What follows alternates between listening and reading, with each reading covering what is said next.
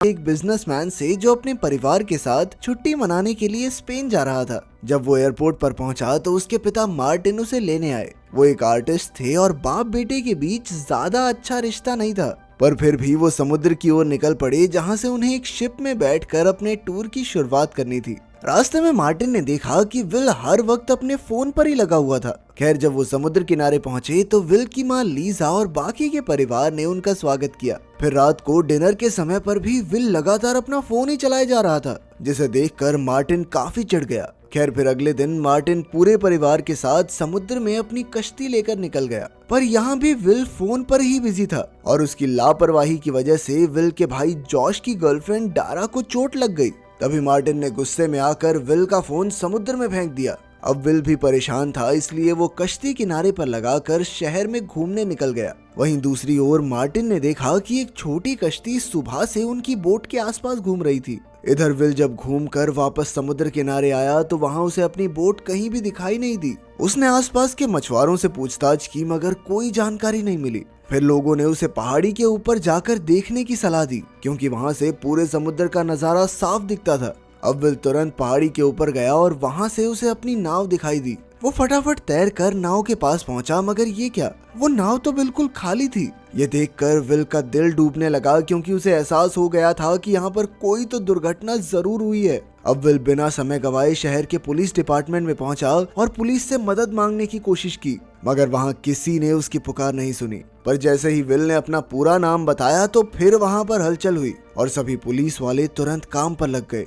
थोड़ी ही देर में विल और कुछ पुलिस वाले उस जगह पहुंचे जहां उनकी नाव खड़ी थी। अचानक विल ने देखा कि एक आदमी पहले से किनारे पर उसका इंतजार कर रहा था और तभी विल को एहसास हुआ कि कुछ तो गड़बड़ है, इसलिए वो पुलिस से बचकर भाग निकला। तब पुलिस वाले भी उसका पीछा करने लगे और आखिरकार उन्होंने विल को धर दबोचा, मगर ऐन वक्त पर मार्टिन ने वहां आकर विल की जान बचाई। उसने सभी पुलिस वालों की धुलाई कर दी और फिर विल को साथ लेकर फरार हो गया। रास्ते में उसने विल को बताया कि वो कोई आम आर्टिस्ट नहीं है, बल्कि एक CIA एजेंट है। वो पिछले 20 साल से CIA के लिए काम कर रहा था। अब CIA का एक खास दस्तावेज उसके कब्जे में है, जिस वजह से उन्होंने मार्टिन के परिवार को अगवा कर लिया है। फिर मार्टिन को कैरेक नाम की एक औरत का फोन आया और उसने मार्टिन को मिलने के लिए बुलाया, लेकिन वहां जाने से पहले मार्टिन विल को अपने एक अलग अपार्टमेंट में लेकर आया, जिसके बारे में किसी को नहीं पता था। उसने वहां से कई हथियार उठाए और फिर डिएगो नाम के एक आदमी के लिए मैसेज छोड़ा। वहीं दूसरी ओर बिल्डिंग की छत पर एक स्नाइपर अपनी राइफल के साथ तैयार होकर मार्टिन के आने का इंतजार कर रहा था।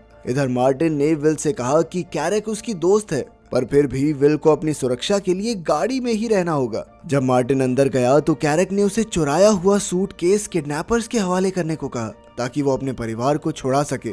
इस पर मार्टिन ने जवाब दिया कि वो इसके बारे में सोचेगा। इसके बाद जब मार्टिन गाड़ी की ओर लौट रहा था तो अचानक उस स्नाइपर ने मार्टिन पर गोली चला दी। विल ने अपनी आंख से ये देखा तो वो हक्का बक्का रह गया। उसने तुरंत अपने पिता को उठाया, पर फिर उस पर भी गोलियां चलने लगी। इसलिए उसने मार्टिन का फोन और हथियार निकाले और तुरंत पास ही किसी जगह पर छुप गया।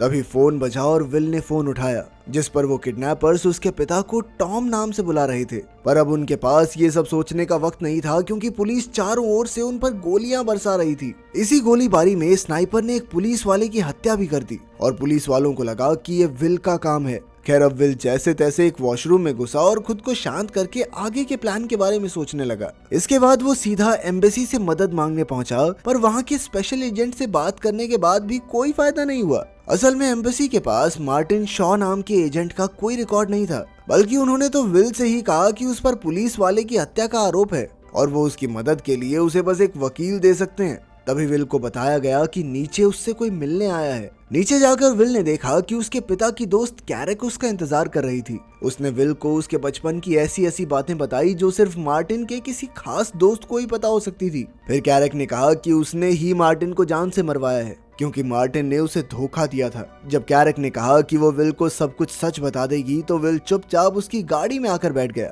कैरेक ने कहा कि मार्टिन ने सूटकेस चुराकर गद्दारी की, इसीलिए हमें उसकी जान लेनी पड़ी।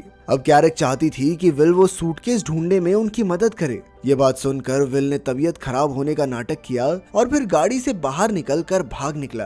कैरेक के गुंडों को चकमा देकर विल एक बस में चढ़ गया और अब उसे फिर से किडनैपर्स का फोन आया। किडनैपर्स ने फिर से उससे सूटकेस की मांग की और उसके परिवार को जान से मारने की धमकी देने लगे। खैर फिर विल ने देखा कि मार्टिन के फोन से डिएगो नाम के एक आदमी को बार बार फोन गया था, इसलिए उसने डिएगो से मिलने का फैसला किया। लेकिन जैसे ही वो डिएगो के घर पहुंचा तो एक कातिल पहले ही वहां विल के इंतजार में बैठा हुआ था। अब विल को अपनी जान बचाने के साथ साथ वहां मौजूद लूसिया नाम की एक लड़की की भी जान बचानी थी। उस कातिल का काम तमाम करके विल ने लूसिया को बताया कि वो डिएगो से मिलने आया है, जिस पर लूसिया ने बताया कि डिएगो उसके अंकल हैं और वो विल को उनके पास ले जाएगी। मगर जब वो दोनों डिएगो के घर पहुंचे तो उससे पहले ही किसी ने डिएगो की हत्या कर दी थी। तभी उन्हें रसोई से किसी की आवाज सुनाई दी तो विल चुपके से रसोई तक पहुंचा। ये आवाजें किसी और की नहीं बल्कि कैरक और उसके साथी की थी। विल को देखकर कैरक ने कहा कि उन्हें डिएगो से एक खास जानकारी चाहिए थी, मगर डिएगो ने जानकारी देने से इनकार कर दिया,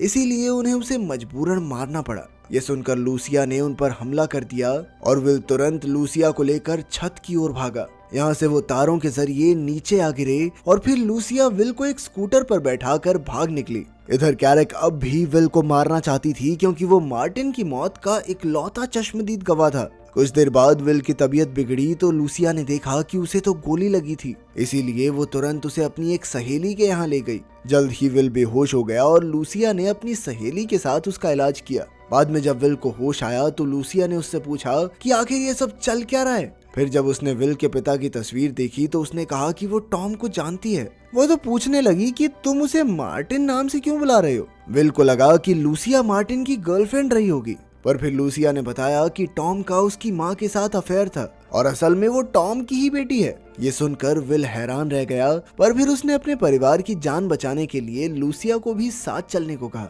लेकिन ये मिशन बेहद खतरनाक था, इसलिए लूसिया ने साथ चलने से इनकार कर दिया, पर उसने विल को एक पता बताया जहां वो अपना मिशन पूरा करने के बाद उससे मिल सकता है। इसके बाद विल सीधा किडनैपर के बताए पते पर पहुंच गया। वहां विल को एक गाइड मिलता है जो उसे अपने साथ लेकर चलने लगा। फिर गाड़ी में बैठते ही कुछ लोगों ने विल के ऊपर हमला करके उसे बेहोश करके बांध दिया। बाद में जब विल को होश आया तो वो एक कमरे में था जहाँ उसका पूरा परिवार कैद था। फिर किडनैपर ने उसे बताया कि मार्टिन के पास एक सूटकेस था जो कि CIA को चाहिए था। लेकिन फिर मार्टिन को लगा कि CIA के अंदर कुछ ऐसे गद्दार लोग हैं जो इस सूटकेस का गलत इस्तेमाल करके पूरी दुनिया में तबाही मचा सकते हैं, इसलिए उसने ये सूटकेस अपने पास रखा। पर अब उसकी भी हत्या हो गई और फाइनली ये सूटकेस कैरक के कब्जे में था। इसके बाद किडनैपर ने कहा कि वो विल के परिवार को तभी रिहा करेगा जब विल उसे वो सूटकेस ला कर दे। इसके बाद गुंडों ने विल को सड़क पर फेंक दिया और विल उसी क्लब में गया जहां लूसिया उससे मिलने वाली थी। वहां उसने कैरक को पकड़ने के लिए लूसिया से मदद मांगी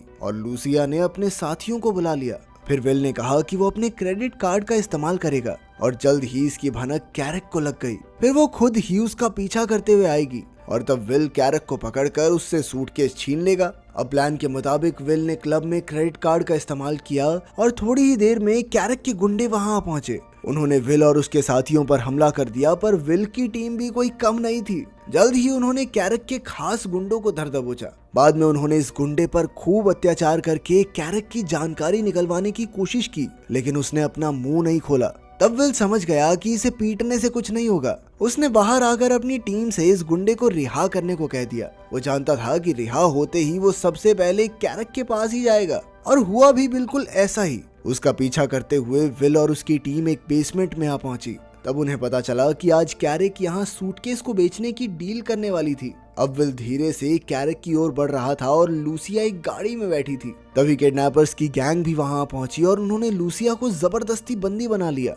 वहीं किडनैपर विल से सूटकेस की मांग करने लगा। उन दोनों की बहस से कैरक सावधान हो गई और अचानक उसने सामने वाली पार्टी पर गोलियां चला दी। अब वो खुद सूटकेस के साथ भागना चाहती थी, मगर यहाँ चारों ओर से धुआंधार गोलीबारी शुरू हो गई। इधर विल ने गुंडों का सामना करके लूसिया की जान बचाई, लेकिन फिर इसी मौके का फायदा उठाकर कैरक सूटकेस के साथ भाग निकली। लेकिन विल भी तेजी से कैरक का पीछा करने लगा और रास्ते में उसने कई गाड़ियों का नुकसान कर दिया। तभी एक चौराहे पर वो कैरक की गाड़ी को टक्कर मारने ही वाला था कि अचानक कैरक ने गाड़ी घुमा दी और विल की गाड़ी सीधा शीशे से जा टकराई। तभी कैरक ने अफरा तफरी मचाने के लिए आम लोगों पर गोलियां चलानी शुरू कर दी। जैसे ही विल वहां से भागा तो कैरक भी उसका पीछा करने लगी। जल्द ही उनके बीच जबरदस्त टक्कर हो गई और विल की गाड़ी सड़क पर पलट गई। विल को जख्मी हालत में देखकर कैरक जोर जोर से हंसने लगी। उसने कहा कि अब वो सूटकेस छीनकर अपने परिवार की जान कभी नहीं बचा पाएगा। लेकिन अचानक पीछे से कैरक को किसी ने गोली मार दी